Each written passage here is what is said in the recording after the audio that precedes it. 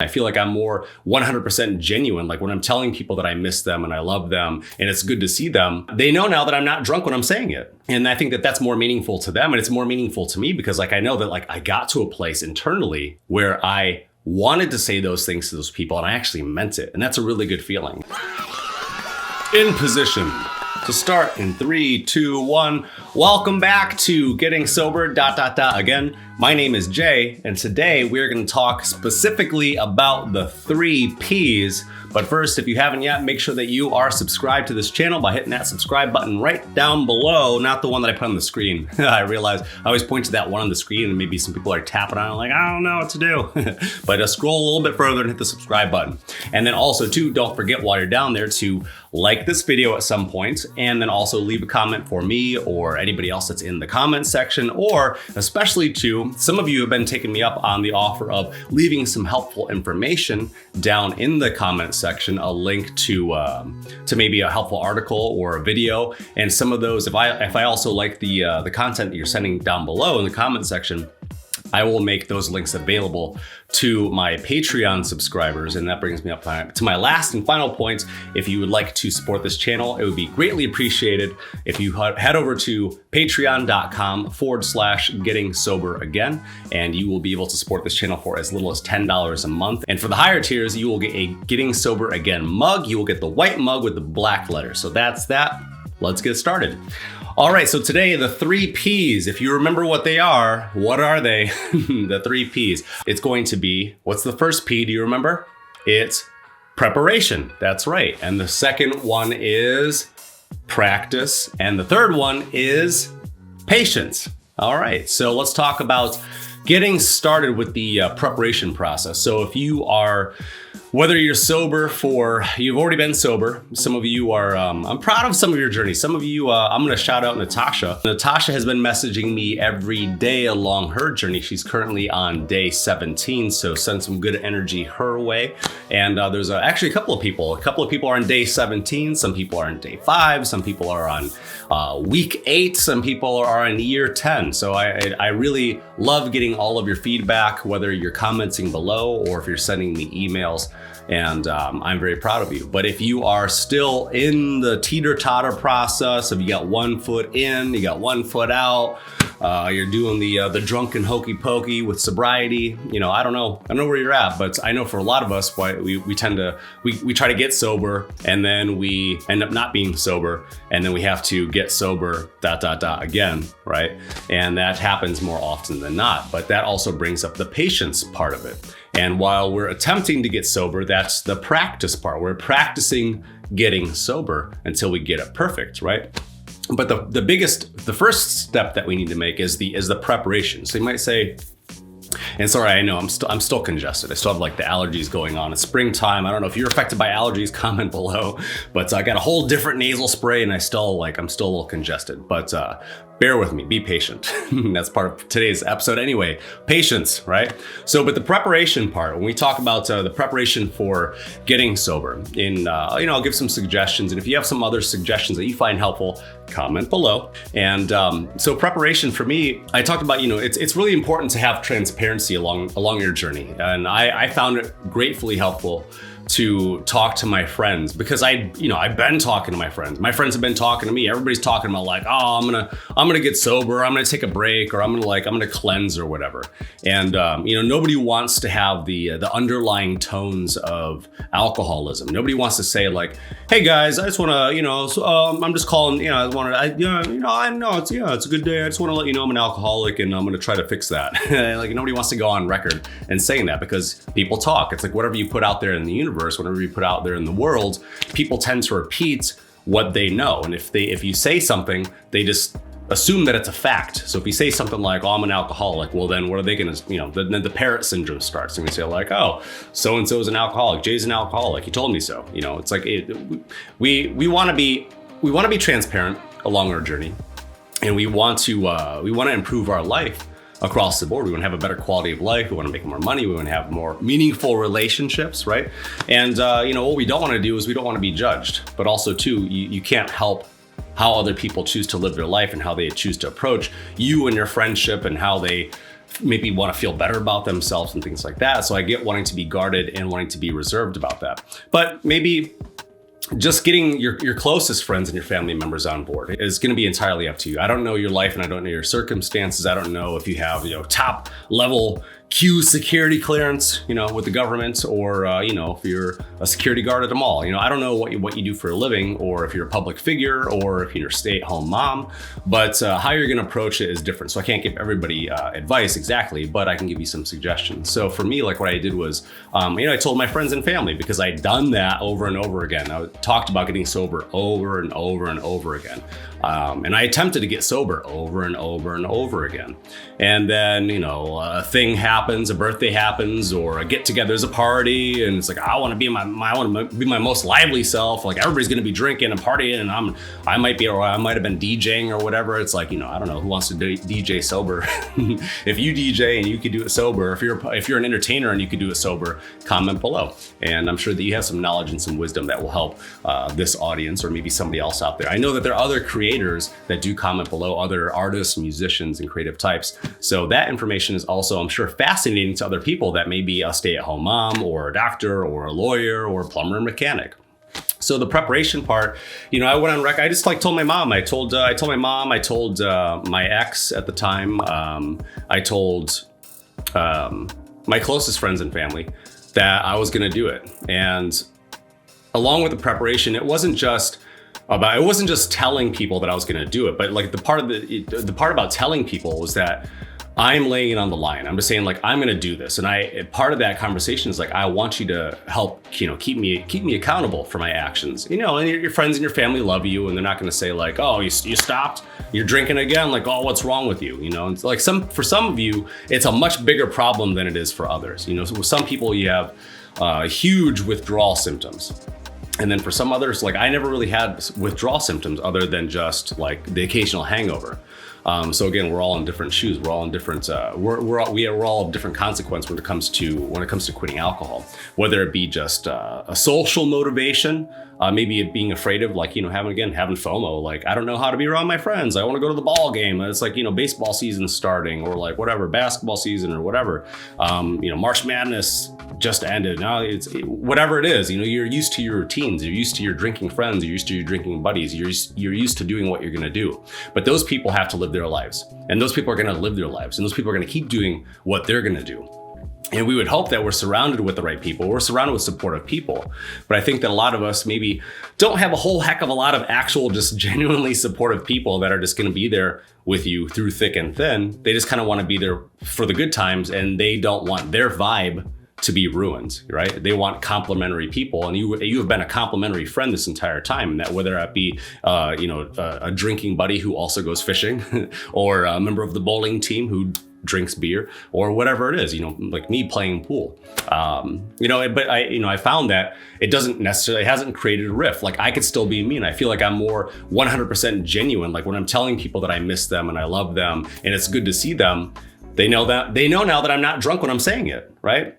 And I think that that's more meaningful to them, and it's more meaningful to me because I know that I got to a place internally where I wanted to say those things to those people, and I actually meant it. And that's a really good feeling. And then that, and it's all kind of new to me. And I think that all of us trying to deal with adult feelings is something that might be new to us. It's unfamiliar territory. And we always tended to gravitate towards grabbing that drink to make it a little easier to tell somebody that you love them, to make it a little bit easier to tell somebody that you miss them, to make it a little bit easier to just be intimate with your partner, or to be at a social function, a picnic, a barbecue, a holiday, whatever it is. So for me, with the preparation, I knew that I couldn't have any alcohol in the house. I didn't want to have any alcohol. I didn't want to see it because, my daily routine, like let's say if you're in the same boat, you come home from work, and after a long day of work, your boss pisses you off, and there's that one coworker, and you're just like, I don't know, how do they still have a job? I don't know. It's beyond me, beats me. I'm surrounded by a bunch of idiots, because you're drinking a lot, and you might be a little judgmental, and you may have a little bit of a temper. Comment below if you agree with that. But I was definitely in that position, and I was Judge Jay at that time, and I wasn't liking who I was. I was burning a lot of bridges. I was definitely putting a lot of distance between me and other people. And, when people were wanting to get close to me, I was pushing them away, whether it be through being verbally or physically, whatever it was, emotionally. I was creating distance between me and other people. And part of that dialogue I felt like was, I didn't believe that I was worth love. I didn't believe that I was, I believed that I was worth that promotion, but I also I had varying beliefs that were fluctuating along with whether or not I was drunk, or if I was hungover, or if I was somewhere in that limbo stage, trying to get to my next drink or getting to my next thrill, or being able to slap that easy button and feeling better. So I had to get all the alcohol out of the house. And I knew that it was a big change. It's not an easy change because like everything that I did, I drank to. Every social situation, it was like, let's go grab a drink. What do we do now? I don't know. Let's go sit at a bar and have a drink and figure it out. Let's let the booze do the talking. Let's let the booze do the thinking. And I had to really be mindful, like that's all part of the preparation stage. You really got to sit down and think about, what am I doing in my downtime? What am I doing with my free time that involves drinking? And it's like, everything. Apparently everything. You start check marking all the boxes. It's like, okay, everything. So this is going to be a radical change. I'm not going to be drunk during these things. I'm going to have to express emotions sober. I'm going to have to interact with people sober. I'm going to have to deal with a little bit of anxiety until it goes away sober, and then start to learn these new tools while I'm sober. I'm going to have to start doing things like I said, getting the alcohol out of the house, start changing my routines, maybe not going past the same, my normal bar on the way home after work, going down the street, going past the street where I would normally take that right turn. It's like, and reconditioning myself, starting to create those habits every day. It's like, okay, this is day one of, I'm just going to go past that street and I'm going to go home. And then it was day two of, it's like, I had today was even more rough at work. I don't know. Like I really I know that if I have a drink, I'll feel better. But then temporarily, we're smart enough to know that it's just a temporary fix, and then it becomes a long-term problem, right? And is that worth it? It's not.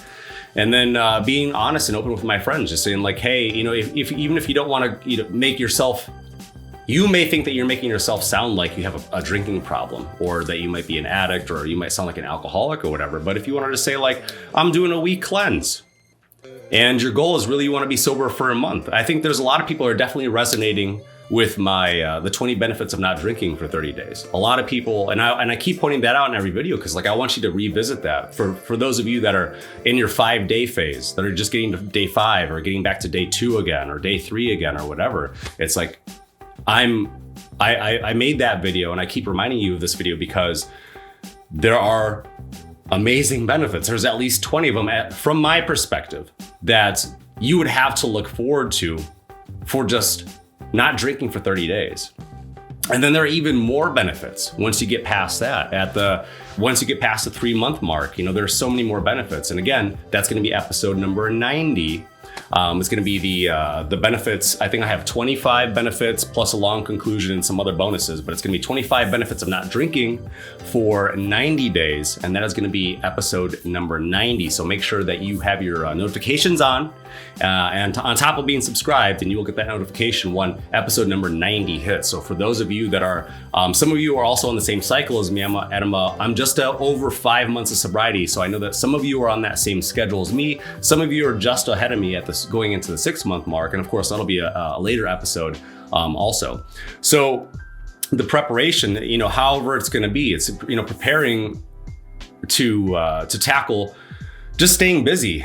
What are you going to do with all that free time? Where normally it's like, I think a lot of us find fulfillment, at least with, in an obligatory sense, with like work. Once your work day is done, you just think like, well, I don't have any more obligations. All I got to do is, put food in my body, or, be with my family, go home, cook dinner, be present, whatever. And, it's like, and maybe that's for some of you. I mean, I'm sure there are some of you that are like, you are parents, or you are a husband or a wife, or in a domestic partnership or something. And it's not your cup of tea. Like, I know that not 100% of people that are parents want to be parents, but you might find that life becomes a little bit more easy for you once you become sober and you start to have more genuine interactions with your kids, with your spouse, with your significant other, with your neighbors, whatever it is. So another big part of my preparation was just staying busy. like really tackling that to-do list. I even got a dry erase board to go right next to my computer so I can keep an eye out. I have like prioritize on my dry erase board as more things come up. Like I try to stay super organized. I have a to-do app in my phone. I use the Google Tasks app.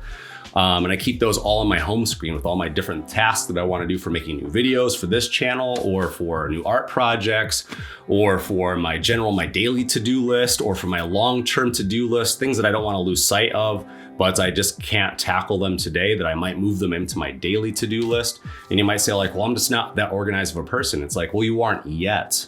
And that's where the practice part comes in. It's all practice. Anything that you do that's new to you, it's gonna take practice. The first time you try to ride a bike, you sucked at it. You fell down. As soon as they took the training wheels off, I mean, maybe, the training wheels came off and you were ready because, there's that little balance in between the training wheels. They start to lift up and bend after a little while. I don't know if you remember being a kid, being whatever, 5 years old or 4 or whatever it was, when you got your training wheels off in this literal bike situation.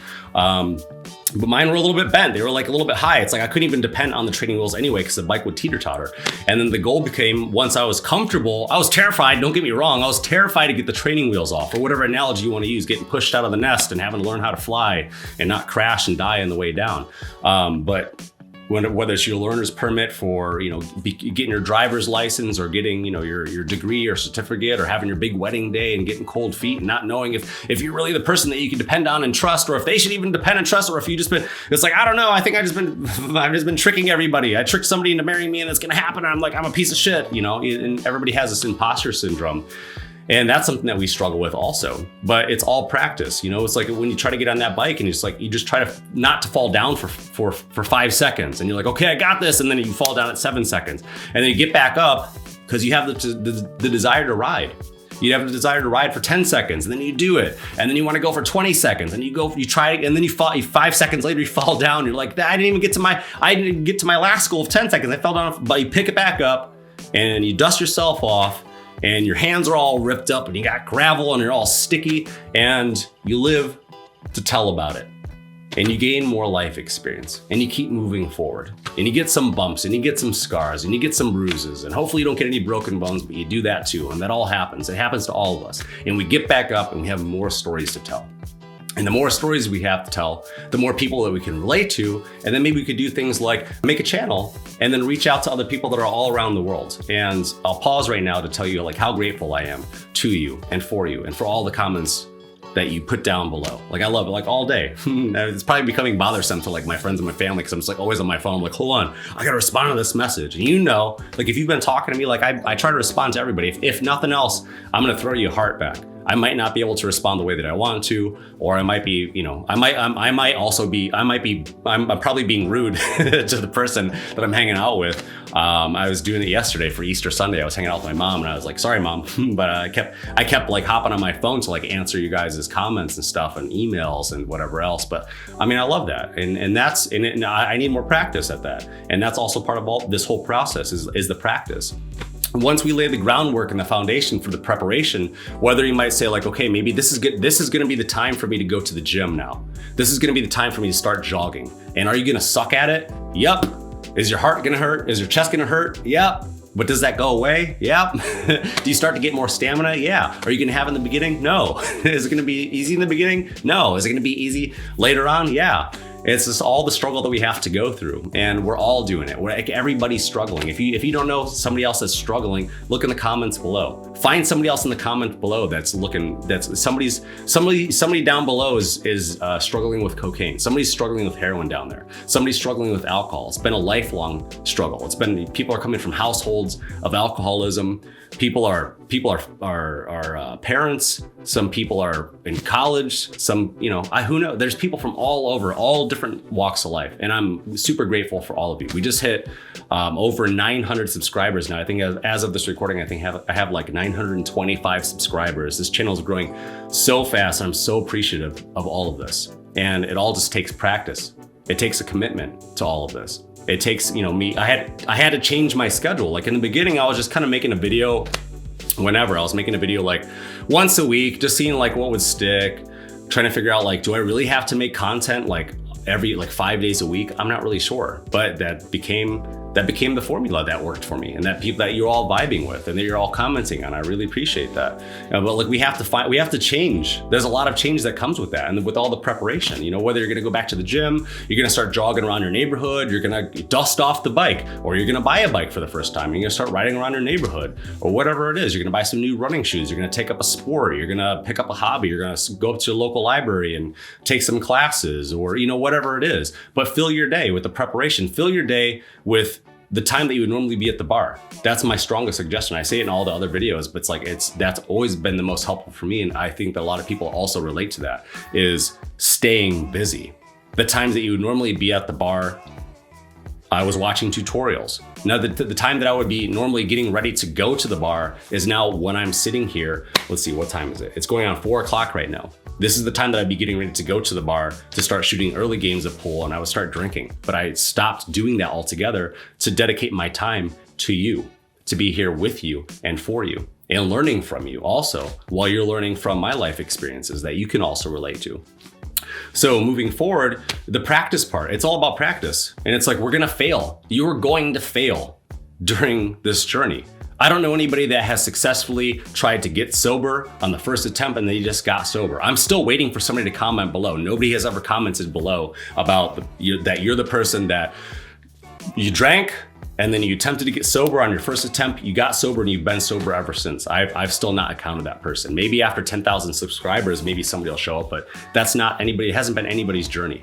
And so know that you were gonna fail, and then you are gonna get back up. You're gonna pick yourself up out of that hangover. You're gonna move forward, and you're gonna keep trying to put your best foot forward. You're gonna be disappointed with yourself, and you're gonna know you're not gonna lose sight of your goal. But we're gonna go even longer this time. We were only sober last time for a week. We're gonna go for 8 days now is our goal. We're gonna get to 8 days. And once we get to 8 days, we're gonna get to 9 days. And then we're gonna get to 2 weeks. Then we're gonna get to 3 weeks. Then we're gonna get to a month. And then we're gonna comment on episode number 31 and say, I made it to 30 days. Half of this stuff is true to me, whatever it is. But so let's move on. I know I'm talking, this episode's getting a little bit long. But then the patience part. So the 3 P's again, preparation. And then the second P, practice. We're putting all of our preparation into practice. It's all gonna be new. It's gonna be weird. We're still gonna be in our training wheel phase until we got it, until we don't need those training wheels anymore. And we're gonna be moving forward at full steam. And we're gonna start doing wheelies and stuff. And then we're gonna fall down. And we're gonna pick back and we're like, okay, totally tore my elbow open, but I wanna do wheelies, you know? And that's gonna be, and maybe the analogy for the wheelies is going out in public, going back to your bar or wherever it is, to your, getting ready for that backyard barbecue. Those are all, we got a whole summer of barbecues coming up.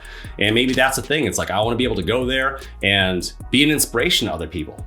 Because I know Uncle Donnie and Aunt Janet and whoever else, I don't have an Uncle Donnie or Aunt Janet, but whoever else, your cousins, your friends, your family, maybe some of them are, you just been watching, you watch them just, get bigger and more bloated and rosy cheeked and glassy eyes, and you're concerned about their health because these are your friends. These are also the people that you're surrounding yourself with, and you want them to have a better quality of life too, because you don't want to say goodbye to your friends. You don't want your friends to die. And then so moving forward with the patience is being patient. Just being patient with yourself. You have to be patient with your attempts to practice, and be patient with your preparation also. If you don't have the patience with yourself when you fall short of your goal, when you have that super stressful day, or you have that break, I was sober for 5 months and I broke up, like the love of my life, or the person that I thought was, or just the person that I tricked into dating me.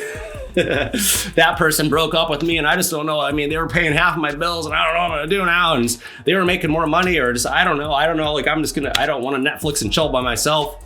Life changes. That's the only thing. Everything is temporary. We know that. The only thing that's guaranteed is change. And this life is temporary. Your sobriety may be temporary. Your addiction may be temporary. Your relationships, everything is temporary. Your life and the life of all the others around you, everything is temporary. And we have to be patient. We have to be patient with ourselves along our journey. We have to be patient with ourselves. It's very, very, very important. I know I'm repeating myself a lot, but it's part of the practice. We have to keep on with the practice. We have to keep on with the patience.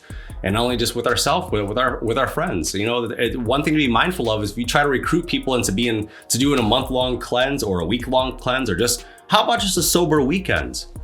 You may be disappointed. Somebody, you know, maybe it wasn't necessarily their goal, and you kind of twisted their arm into sobriety, and they just, I mean, I don't know, I ran into so-and-so, and you know how they are, and they were going on, and they bought me some drinks, and just one thing led to another. And I get it, but you got to be patient with people around you that are going to put peer pressure on you, that aren't going to be necessarily 100% supportive of your journey. People are going to egg you on and try to get you to drink and try to welcome you back to the dark side, lure you in. They'll buy a shot and a beer and stick it right in your face. I mean, we all have friends like that. We all know somebody that's going to try to, you know, play devil's advocate and try to get you to come back, because misery loves company, right? So I wanted to remind you about the 3 Ps today and go a little bit more in depth. And if you have any more questions, you're always free to message me at gettingsoberagain@gmail.com. And the first tier of responses will always go to my Patreon subscribers. And again, that link is patreon.com/gettingsoberagain. You will be connected to me in a one-way dialogue. It is not an open broadcast. And again, with Patreon, it's really easy. You could pay by subscribe monthly by credit card, debit card, PayPal, or Venmo. It's super convenient and it's 100% secure. And I definitely appreciate you even thinking about it. And those of you who have commented saying that you're gonna support, I appreciate that. And I definitely appreciate those of you that have actually made the extra step to go that far to even do that. It means a lot to me, as much as hopefully this channel means to you. So with that, I'm gonna wrap today's episode up, and good luck to you on your journey of preparation, practice, and patience. And I will see you in the next video.